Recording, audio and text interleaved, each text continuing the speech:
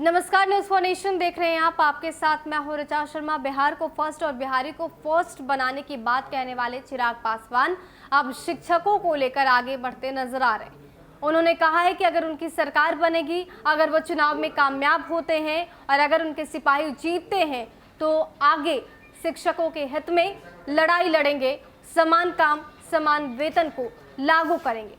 सबसे पहले आपको वो ट्वीट दिखाते हैं जो कुछ समय पहले चिराग पासवान की तरफ से किया गया है। तो सबसे पहले आप ये ट्वीट देखिए। चिराग पासवान लिखते हैं, बिहार फर्स्ट बिहारी फर्स्ट के लागू होने पर समान काम समान वेतन व्यवस्था बनाई जाएगी और साथ में युवा आयोग का गठन भी सरकार करेगी।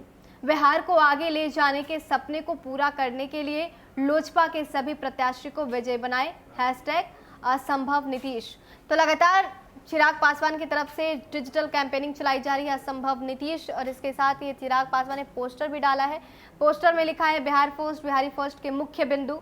सबसे पहला, समान काम समान वेतन लागू किया जाएगा और दूसरा, युवा आयोग का गठन किया जाएगा।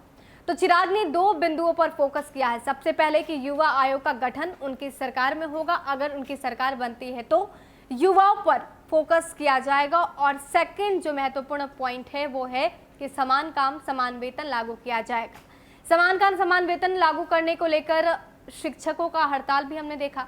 विरोध प्रदर्शन जिस तरीके से शिक्षक कर रहे थे और जिस तरीके से इग्नोरेंस हो रहा था, वो तमाम तस्वीरें हमने आपको दिखाई थी, जिसके बाद से ये मुद्दा बिहार की सियासत में गरमाते नजर आया था।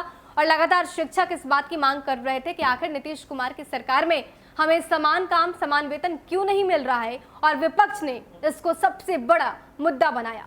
तेजस्वी यादव ने अपने मैनिफेस्टो में इसी की बात कही है। उन्होंने भी कहा है कि समान काम समान वेतन लागू करेंगे। लालू प्रसाद यादव ने ट्वीट करके पहले ही ये बातें रखी। तो अब चिराग पासवान भी कह रहे हैं कि उनकी सरकार बनी, अगर उन्होंने कामयाबी हासिल की तो वो भी समान काम समान वेतन लागू करेंगे।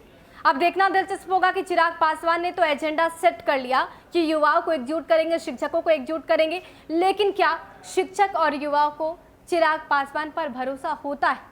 फिलहाल के लिए इतना ही। बने रहे हमारे साथ और देखते रहे न्यूज फॉर नेशन। नमस्कार।